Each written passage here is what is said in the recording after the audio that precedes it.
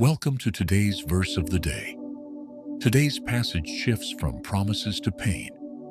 We witness Abraham navigating deep loss, honoring his beloved wife Sarah, and taking a quiet but meaningful step in the fulfillment of God's promise. Even in mourning, faith finds a way forward. Let's explore Genesis 23, 1 through 20 together.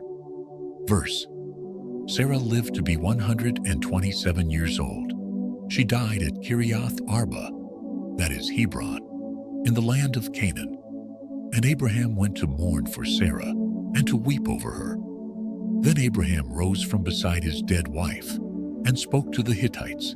He said, "I am a foreigner and stranger among you. Sell me some property for a burial site, so I can bury my dead."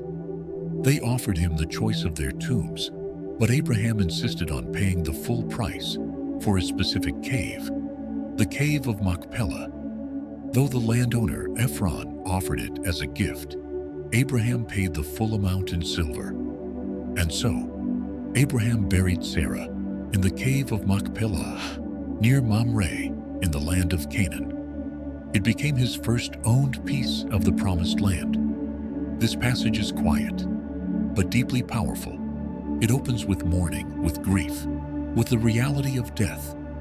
Abraham loses Sarah, the wife who journeyed with him through every promise, every failure, every miracle. But in his grief, Abraham moves forward with dignity. He negotiates not with entitlement, but humility. And though God had promised him all the land, Abraham insists on paying for a small piece of it, because faith doesn't always rush.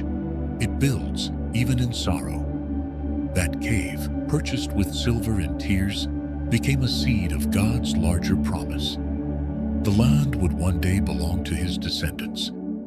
Faith doesn't always look like fire from heaven or voices in the sky. Sometimes it looks like honoring the ones you love. Sometimes it looks like buying a burial site when your heart is broken, believing that even in death, God's promise lives on. Are you walking through a season of loss or transition? Know this: God sees. Your quiet steps of faith still matter. Your sorrow doesn't stop the story. It becomes part of the testimony.